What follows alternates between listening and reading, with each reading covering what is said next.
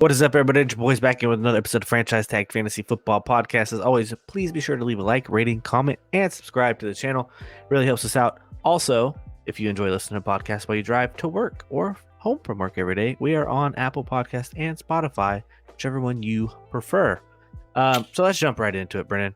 We're going to cover some news and notes. There hasn't been a whole lot come out for this when you're hearing this Friday morning. But let's recap the game that happened between the Vikings and the Eagles. Let's do it. Started off slow. It looked like a typical it looked like a typical Thursday night football game where everyone's like, "Oh, this is gonna be dreadful." But it picked up in the second half. That it did. It definitely did. Definitely did. So all your performers performed. I mean, you really can't be upset. You started Kirk Cousins. You're happy. Put up, looks like in most leagues, like 36, 35 points. Jalen Hurts put up about 25, 27 points. Justin Jefferson did his Justin Jefferson things with 25 points. The only one you're upset about would probably be Alexander Mattison and AJ Brown. Yes. The Vikings couldn't help the turnovers though for some reason. It was awful. Yeah, I always like reading Twitter slander after football games, and Alexander Mattison was the slander king for sure. I saw one of them saying I started Alexander Mattison for his floor, but the floor caved in. That sucks. So Devonta Smith did his thing. AJ Brown caught a touchdown. There was a flag. You would have been happy if he would have got the touchdown. You also probably would have been happy if he could have caught the one that should have probably had PI called on it, but wasn't called on it. So we had two opportunities there. So don't full tilt on AJ Brown yet. He's still going to do what he does. But it was said, and I forget who says this. It might have been JJ Zacharyson or somebody, but don't be surprised if Devonta Smith leads this team in receptions again this year. So they've been pretty even split throughout the whole time. And honestly, at this point in time, 2 games in the season, Devonta Smith is the more valuable fantasy asset to have out of the two receivers. So targets, it goes 6 for AJ Brown and 5 for Devonta Smith. But if you watch the game, the biggest storyline was DeAndre Swift, who literally had what was his carries total? He had 28 carries, 175 yards, 1 touchdown, 3 receptions, and 6 yards. Ridiculous. He was getting to touch the rock 28 times after getting 3 last week.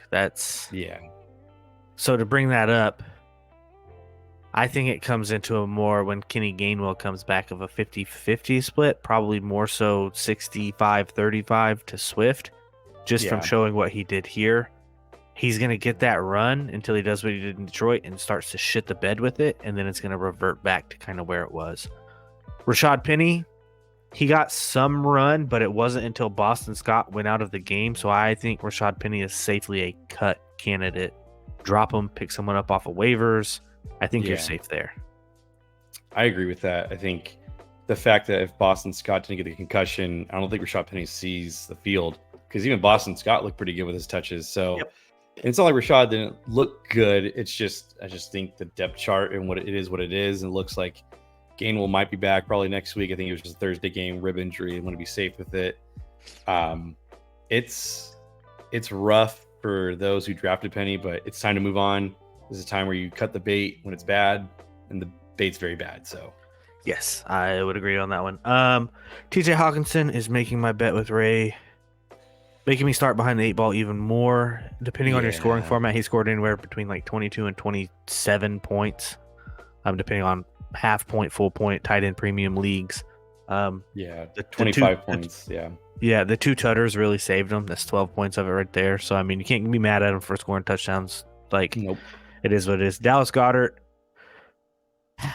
this is more full point and tight end premium. He definitely saved the day with just having the 6 receptions that he had. He didn't get very many yards, 22, but it's still viable, as we mentioned and as everyone found out last week. We pulled up the stats. He's probably looking at finishing in between tight end 12 and 16 this week with just 6 for 7 for 22 yards. I agree.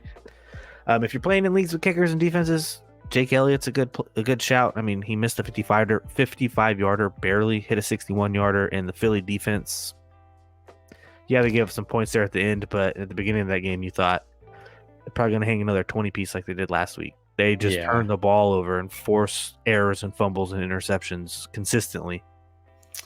Yeah, they're good starts for the rest of the week. Obviously, you probably took them as like the top 3 defense, so write them out for the rest of the week. The D line's amazing. They're missing some key pieces there, but Yep. yeah, they look amazing as always. Yep. But yeah, I mean, did we talk about Jordan Addison? No, we didn't talk about it too much. I mean, 5 targets, 3 receptions. He had a big bomb for a touchdown, 72 yards. So for all those that started him, you're right. Kudos to you guys. But yeah, I think all right, let's talk about it. Alexander Madison. Are you starting him next week? Dude, no, he's so inefficient. Yeah. He just looks so bad. And it's crazy because his backup didn't, they didn't really give him, they gave him 1 carry he had 1 carry for 9 yards, it looked like.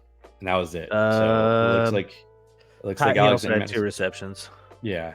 So Alexander Madison had all the carries. They didn't run the ball a whole lot because they were down. But their O-line, they lost their starting left tackle and their backup left tackle.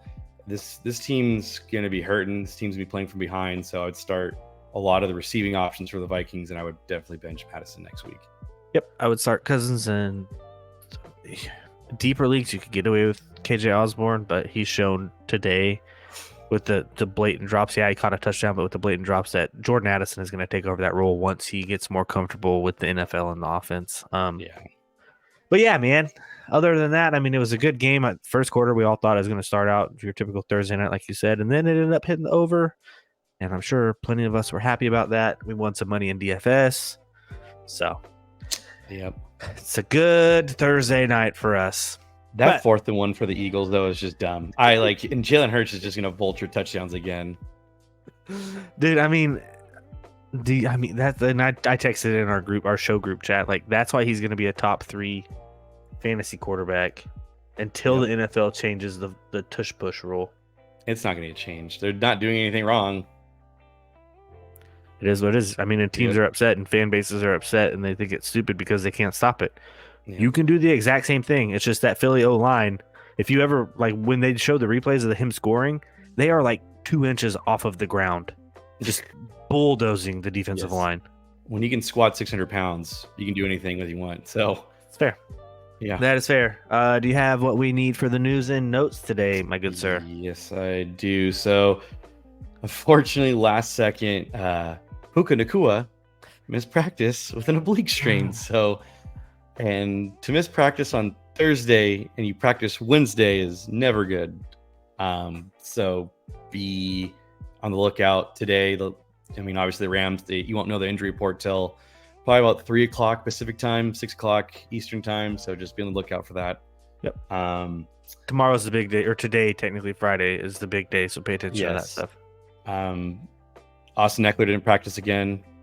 Little bit nervous there. So if you picked up Joshua Kelly, I'd fire him up. He's going to look really good. Spot. Yep. Some news for your Packers here. Aaron Rodgers and Christian Watson didn't practice again. Aaron Rodgers? Or not Aaron Jones. My apologies. Forgive me, people. So used to saying him, huh? I know. Yeah.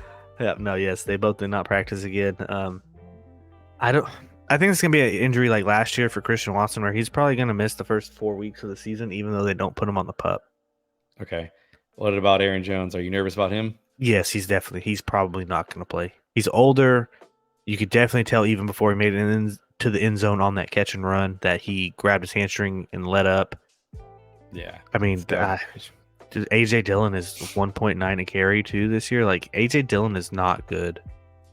Are you starting him though? If Aaron Jones goes down, you're not. You're gonna pivot to somebody else. Yep. Cam Akers or I'm not playing Cam Akers or Kyron Williams against San Francisco's defense. Alrighty. I know we're giving up some games, but yeah. I mean, hey, it is what it is. But I don't know. I mean, as a Packers fan, man, AJ Dillon, the first year the hype was real, but he is better in the second half of football seasons when the defenses have worn down and they haven't had time to get enough, like their bodies are starting to break down, and he comes in fresh to spell Aaron Jones, because you always see it late November, early December. Aaron Jones is playing like the first 2 series, and then after that it's just pound the rock with AJ Dillon because he's fresh. Yeah. So We'll see. We'll see on Friday tomorrow. So be on the lookout, everybody. Yep. We'll have an episode out. DeAndre Swift didn't practice again. He actually injured his ankle on the last play of the catch he had in the game. I saw the video of it. He basically got rolled up on.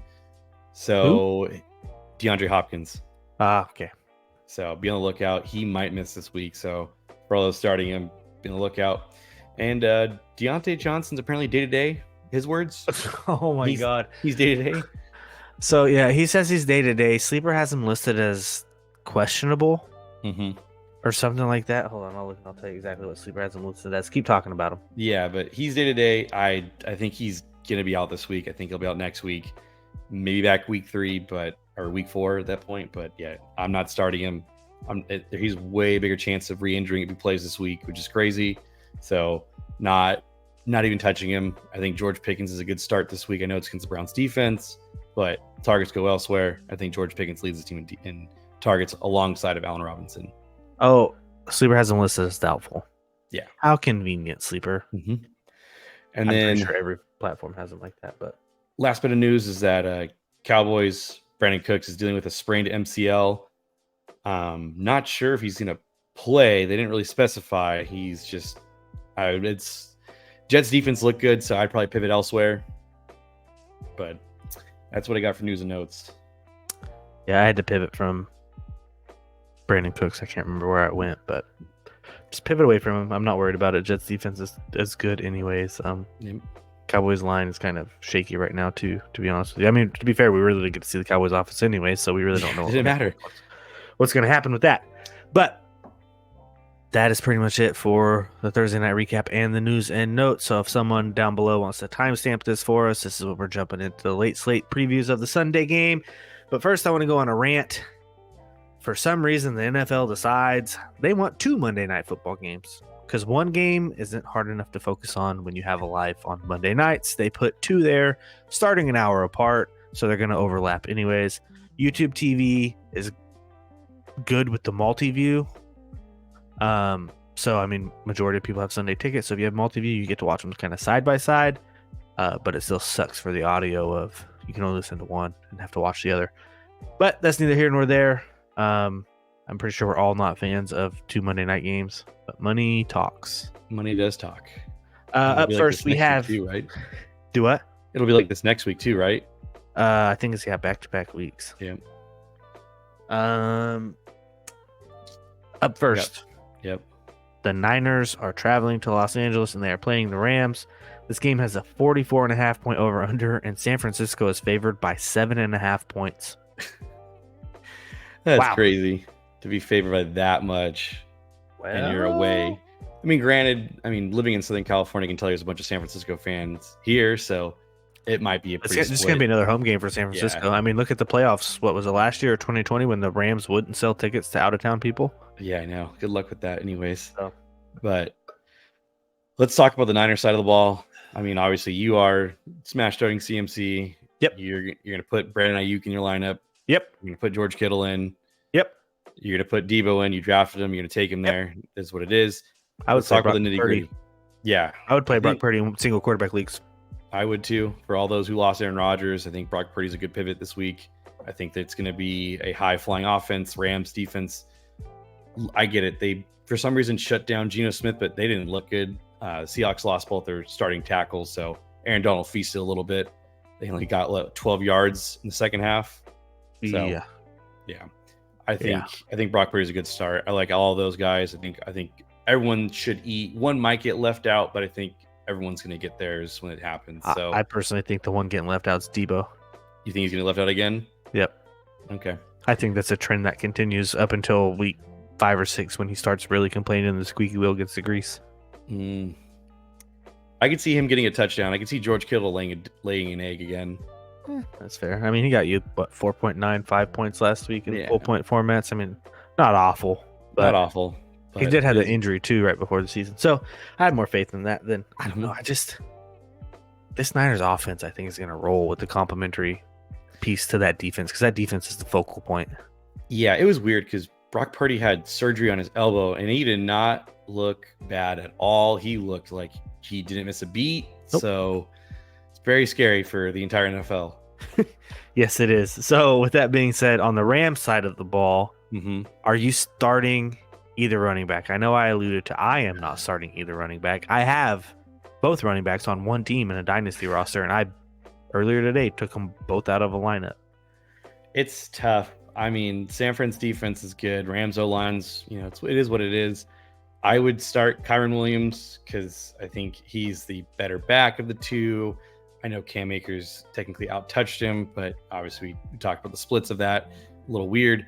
I just think someone's going to have to get the ball, and he's a receiving back out of the two for some reason. So if this team's going to be down, Kyron Williams is probably going to get there. He'll probably get some points receiving field. It is, you get, whatever BS points you take is what you take. So I'm not too opposed to starting him.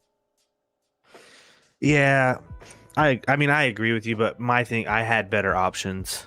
Yeah, if you have better options, by all means. So if you don't have better options, though, full disclosure, it's a dynasty league, so obviously rosters are deep and everything like that. I have better options to turn around and pivot to, but standard redraft, which is what most of you guys are listening to, I'm in agreement with Brennan.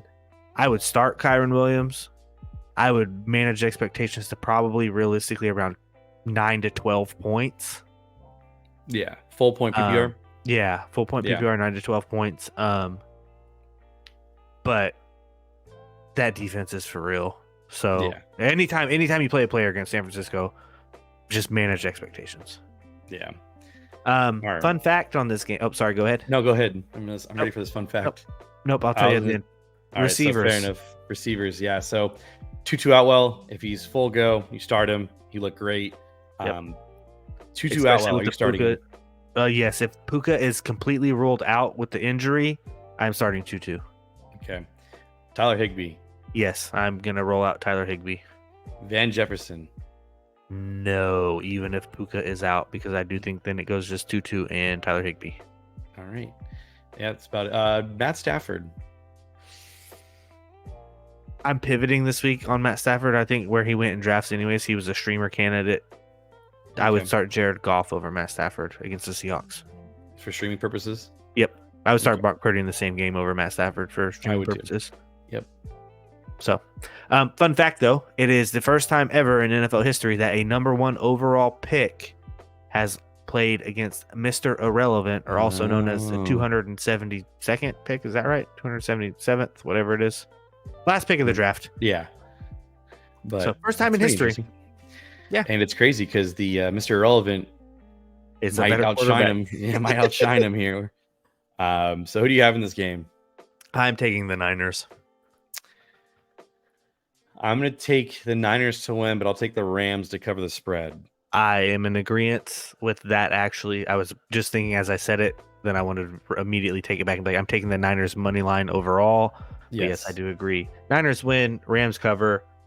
Up next, we have, two abysmal teams again. The New York Giants traveling to Arizona to take on the Cardinals with a 40-point over-under, and the Giants are favored by 4.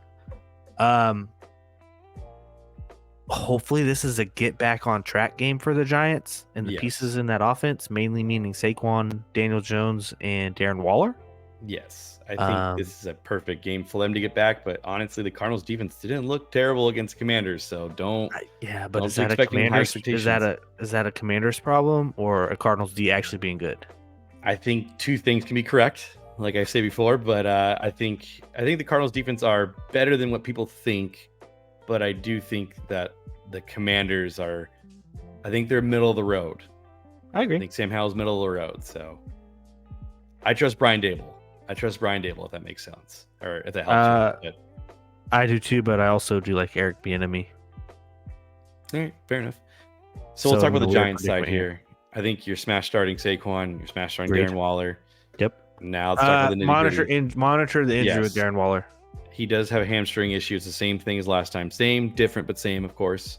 But I think let's talk about the nitty-gritty here. So are you starting Daniel Jones? Yes, this game as a quarterback where you'd probably drafted him as quarterback 11. I was about to say 12. 9 through 12, depending on your league formats. I would start him. Okay. Are you starting any of the wide receivers? Isaiah Hodgins, Paris Campbell, Wandale Robinson? Yeah. He's still on the injury report, I Is do he? believe. Okay. I have him on a dynasty roster. Yeah, so I'm pretty sure. Um, I would take the shot on Paris Campbell. I saw him on the field more than I saw Isaiah Hodgins, or what seemed Okay. like more last week. Um, but once again, last week was a weird game script for the Giants, so you can probably consider just this like week one for the Giants to actually get to see Mhm. what's going to happen. I agree with that. Let's talk about the abysmal Cardinals. So it looks like Josh Dobbs is starting at quarterback. So For the foreseeable future. So which is dumb. Uh, you, James, you are starting James Conner. I think. yes, I mean, don't sleep on the Giants defense. If you're streaming defenses, this is a good defense to stream this Yes. week, along with another team we are going to talk about later. And I did mention the Colts last episode. Those are three Mhm. good streaming defenses. But yes, I am starting James Conner for sheer volume and workload. Yes, I'm agreeing with that. What about Zach Ertz? Yes, just strictly based off of how many targets he got last week. Yeah, it's quite a bit. Hollywood Brown. You probably really drafted him as your wide receiver 4. So if you don't have any better flex plays, yeah, I would play him. I'm out on Hollywood. I'm out. I don't. I can't. I do just it. don't. To me, the Giants' defense, their core is the front seven, and their secondary is a little weak. So I think they can get beat in the passing game if the opposing quarterback can get enough time to actually throw the football. Yeah. I just don't think the Cardinals have a very functional offense. I just don't believe in that. I think Josh Dobbs starting is weird. He's going to look for 2 to 3 yards, which is where tight ends exist and running backs exist, and it's not where Hollywood Brown exists. That's fair. I just Are you trying to go ahead? No, if you have Hollywood Brown, I would bench him. I would play him until there's consistency. And I don't think Staub is consistent. That's my point.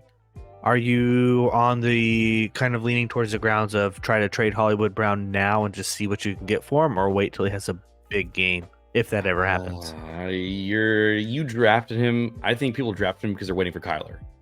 That's true. And I think To be fair, though, Yes. Cardinals show up at 0-7, and Kyler is not coming back this year. that is true. So you're on a very double-edged sword here. And so I am in the belief of I think Kyler plays. I think he comes back after week 5. I think he comes back and they can try to make a run for it. They still have 2 first rounders. They have the Texans, and Texans aren't looking good, so they still have a chance at potentially Fair. being the number 1 pick. So I still think they start Kyler. I agree with that. And I do think just strictly because this division and how we saw the Seahawks week 1, depending on how it shakes out, they might still have a chance to make a wild card spot. Yeah. Niners winning this division. I don't care what anybody says. Yeah, but they're running away with it. Yep. I like the Giants by the spread. I like Giants.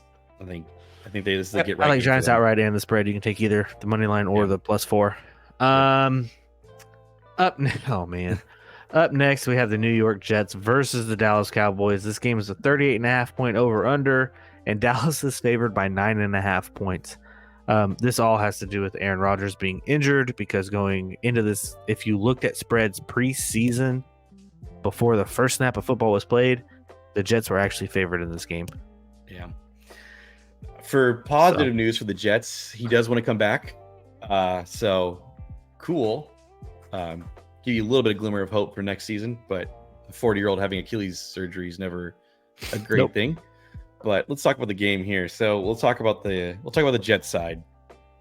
You're starting Breece Hall. Yes. You're starting Dalvin Cook. Yes, because that's what they're going to do is just run and pound the rock. Yes, I agree with that. This is where it gets interesting. Are you starting Garrett Wilson? Redraft probably as a low-end flex play until you can see if Zach Wilson's going to take the step. Dynasty, I'm starting him. I'm just letting him ride. Letting him ride. I mean, you saw his touchdown catch last week. That's all it takes to make a good game. Yeah. Yep. I think you start Garrett Wilson. I understand if you have other options. If you traded him this week, congrats. I'd love to hear what trades y'all made for him.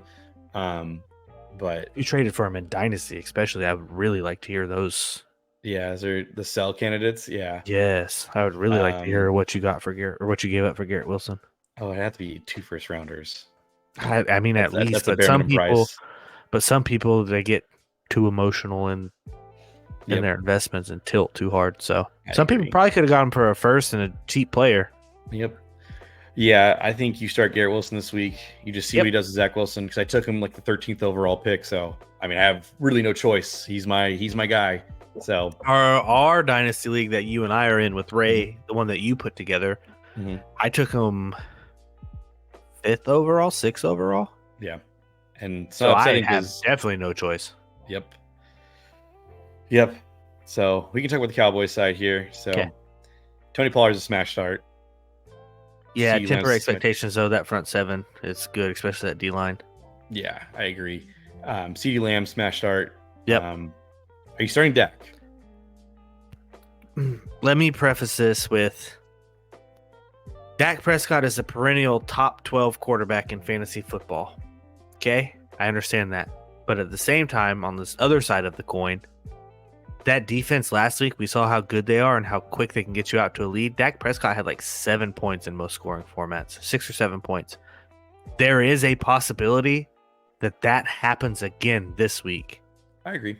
So I think, personally, for me, if I drafted Dak, I would bench Dak this week unless you have the Cowboys defense on your roster in redraft. And I would stream the likes of Brock Purdy, Jared Goff. Let me see what other games are out here to stream. Mac Jones. I'm trying to think of other streamer candidates. Geno Smith. I would stream people like that in games that are supposed to be a lot closer and more of a higher scoring game. Okay. Yeah, I agree with that. So Brandon Cooks not starting. I'm not starting him with a knee injury and good Yeah. defense. Jake Ferguson. He didn't look terrible. He didn't look terrible, but I honestly think your only two viable option pieces for the Cowboys offense with the way this game's going to go, this is going to be a defensive game. I'm taking the under on this game no matter what. Okay. It's going to be a defensive game. I'm starting CeeDee Lamb. I'm starting Tony Pollard. I'm fading pretty much the rest of the Cowboys. All right. I think we're in agreement that we think the Cowboys win this game, win this outright. Right. Let me ask you this. Over under on Zach Wilson throwing over 115 yards. I'm taking the under. Okay. I mean, they have Trayvon Diggs and Stephon Gilmore with Malik Hooker at a safety position. Like, that defense is... It's legit. Yes, it is It's legit. Like, that's the easiest way to say it.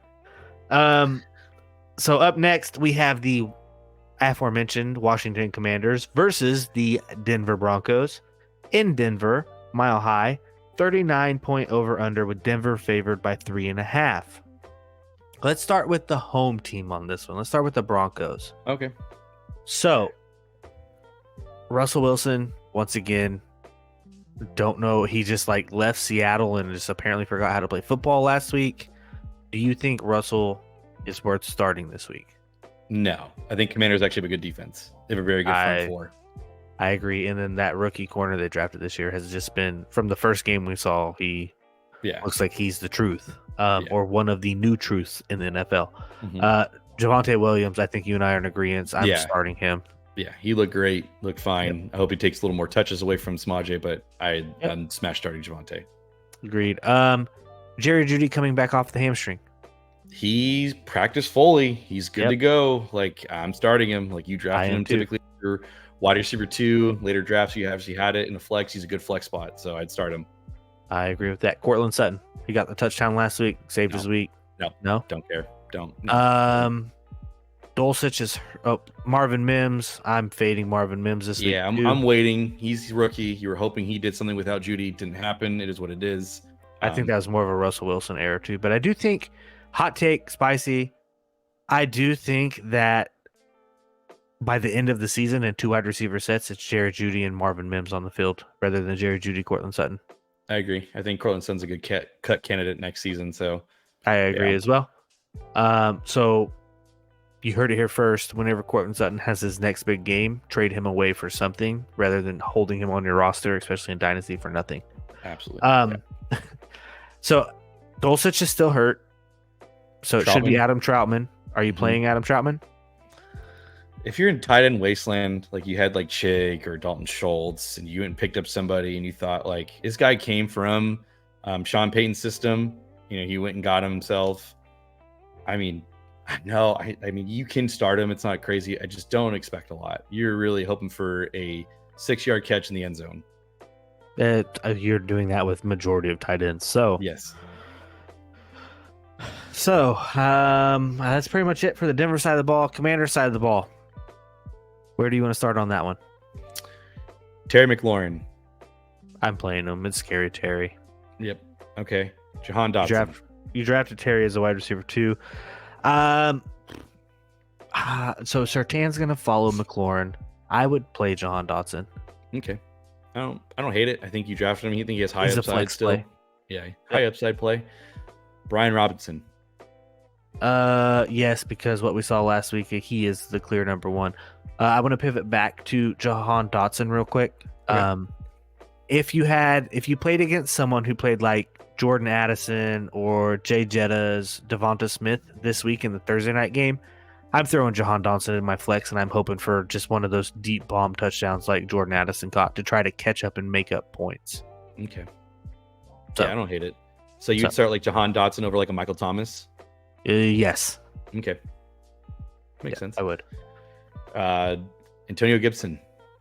No, I'm not playing it. Antonio Gibson is kind of like Ray said about DeAndre Swift on the last episode. He's a hold on your bench and wait and see what happens. You're hoping that the Commanders figure it out, and Antonio Gibson can kind of inherit that Jerick McKinnon role that happened in Kansas City with Bieniemy.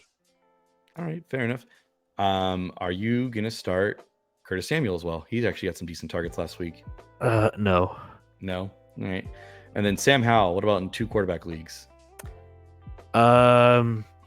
If you're the Aaron Rodgers owner and he was your second quarterback, yes, because that's me. I had to pick up Jacoby Brissett and hope he got signed somewhere because every other quarterback in our league is gone, and I've sent out multiple trade offers to multiple people for quarterbacks, all to have not had any response yet. So hit up your boys, Brennan. Tell them to check their trade boxes. But yeah, I would start Sam Howell in 2 quarterbacks leagues if you were just so happened to be that Aaron Rodgers owner and you didn't draft a better third quarterback. Okay, fair enough. Which, I mean, Aaron Rodgers was my third quarterback. I have Joe Burrow and Tua, but I need a third because they're going to have bye weeks and you have to roster a full team. So, all right. Who do you have winning this game, though? I'm going to take the Broncos at home. I actually like the Broncos at home, too. I think it's a get-right game for them. So yeah, I think Sean Payton doesn't let Russell Wilson suck this year. He has no choice. Not as bad. He's got no choice with all that cap space that's towards Russell. But still, I don't think he lets him suck as bad. Mm-hmm. And then the last game on the docket, because the NFL is stupid and has 2 Monday night games. The Sunday night game is the Dolphins versus the Patriots with a 46.5 point over under, and Miami is favored by 3. Let's start on Miami's side of the ball. Okay. Well, I think you might start Tyreek Hill. I don't know. He's okay. I don't know, man. He only scored 45 points last week. Why would we even He's only going for 2,000 yards this year. It's kind of crazy. Dude, he said it. He's the whole Aaron Rodgers concept of speaking it into existence. Like, he might. Yeah. So you're starting Tyreek. You're starting Jalen Waddle. I mean, Tua. You're starting Tua. He looked great. I mean, he's got 2 awesome weapons to throw to. You're always starting Tua. Yep. Let's talk about the running backs, though. So Raheem Mostert. He's injured, out, right? I think he's injured. Yes. Yes, he's out. We talked about that last week. He didn't practice today either, I do believe. We might have missed it. If he is out, then are you pivoting towards Ahmed or to Devon A-Chain? Devon A-Chain, didn't he go out the shoulder injury last week? Yeah, but he's good to go now. I would play Devon A-Chain. I think he's going to be way more explosive than anything else they have on the roster right now. Okay. I would take. Are you going to start their tight end? I think his last name's Smythe. Yes. Smythe. Yeah, no, I'm not. Okay. It was weird though, right? Because what's his Craycraft and somebody in Smythe, they had big weeks, but I don't know. I mean, no, you have better options at tight end. Okay. You're just going to pivot away. You're hoping that, 2 or 3 for almost, 500 yards. So I mean, at throwing at 466 yards and 4 touchdowns, like everyone's going to get some. Hey, question for you. Who do you think had more targets, Durham Smythe or Jalen Waddle last week? Durham Smythe. Yeah, 7 targets. Yeah, Jalen Waddle had 5. He had 5. Yep. Yep. I actually don't hate if you start Durham Smythe. I don't. either. I think he could be a good pickup. I don't either. And I think, last week was just such a Tyreek game. Jalen Waddle didn't kill you at No. all by any means. But I think last week was just such a Tyreek game where they had such a mismatch with Yeah, I mean, you have targeted Jackson. the guy 15 times. What are you going to do? So I think I think Jalen Waddle bounces back in quotations this week. I think he's probably going to get 6 receptions, 80-something yards. He gets a touchdown this week. Calling it right here. Take a prop bet on Jalen Waddle anytime touchdown score. All right. I like it. So we can talk about the Patriots side here. So let's start from the top here. Yep. Ramondre, you're starting him. Yes. Ramondre, he didn't carry the ball a whole lot, but neither did Zeke. Neither did anybody of their own. This is a bounce back game for him. He obviously has no problem getting receiving work. So that's why I like him, because he'll get primary carry role, but he also, when they're behind and playing from behind, they're going to throw him the ball. I agree. Are you going to start Kendrick Bourne this week? Yes. If you picked him up off the waiver wires, you picked him up for a reason. You're playing him. I agree. Are you going to start Hunter Henry at tight end? Actually, yes. I am looking at one of my leagues. Just so you guys know, we talk about our leagues too, just because we're in it just like you are. Would you start him or Hunter Henry? Or Hunter Henry or Tyler Higbee? Oh, Tyler Higbee. Okay. That was that's kind of where I'm like, do I chase the points or do I just let it roll against the Niners defense? So, yeah. That was one of my thinking processes. But I would start him if you needed a tight end in a pinch. Yeah. Juju. No. There's some weird things going on in Patriots land with him. Like, is his knee gonna explode? Is it gonna be good? Yeah, I don't know what they did. It's just weird because they basically paid him the same amount as Jacoby Myers, and I think Jacoby's a more talented wide receiver out of the two. So a little weird. But Juju has been ass cheeks since Antonio Brown left, and that's because Antonio Brown was the number 1 wide receiver in the NFL, and everyone double, sometimes triple teamed him. So Juju could run out of the slot. Juju's not good as an outside receiver. You saw it last year in Kansas City with Patrick Mahomes. Yeah, I agree with that. I was one of the Juju believers who thought he could be his number 1 target. I was wrong. You were definitely wrong. It's Travis Kelce. Yes. Juju is the equivalent of MVS, which, if anyone has watched the Packers or Chiefs for enough years, MVS is not that good. The MVS slander from Packers fans is just bar none. I remember when he signed that 4-year, $44 million contract, my 2 Packers friends said they paid him $43 million way more than he should have gotten. Yeah, they paid him like $42 million more than he should have gotten. I agree he should have got $1 million because he made it to the NFL. Like, no, listen, we're average Joes, people. We say he sucks. He's clearly going to dominate us on a football field. I understand that. But at the cream of the crop, top echelon level, fantasy purposes, MVS, he'll get a 60-yard bomb and he'll hit him in the hands and he'll drop it. Like, you want him to catch that football. He just can't do it consistently. Does he have big games? Yes. Does he have big plays? Of course, but he's not consistent. Consistency is key in fantasy football. All right. Who are you picking to win this game between the Dolphins? I'm taking the high-powered flying Dolphins offense against the Patriots. I'm going to take the Patriots. Oh, Patriots money line or Patriots spread? Patriots money line. I'm going to go for it all. Yeah. It's only 3.5 points. Bro. It's not crazy. So if I'm going to take it, I'm going to take it all to win. That's fair. That's fair. Take that money payout. So guys, let us know what players you like in each matchup for the late slate games. Unfortunately, we only have 5 games on Sunday late Sunday instead of 6 because the NFL's stupid and has 2 games on Monday. But that wraps up the show. We will be back Monday morning with the Sunday night or the Sunday football recap, the 2 Monday night game previews, and studs and duds. Yeah. It's my favorite part. Just figuring out who went off that we didn't expect. Exactly. I think Ray might put out some episodes, guys, for some betting. Yeah, pay attention for Saturday. Good point. We might put out some injury news and notes last second, and then Ray might have some fun with some parlay bets. You can tail him. So Make that $5 and $100, boys. Make your parlay bets good. Go an 8-leg parlay for $5. Who cares? Win $280 on an 8-leg parlay. Yeah, or 2,000. I think he might do DFS too. If he doesn't do DFS, I'm down for DFS. I was about to say we might jump on for a special DFS episode tomorrow evening and just pick some rosters and show you guys what's up. You might want to listen to me. I mean, I beat these guys last week in some money. So. I'm kicking your ass this week. You know what?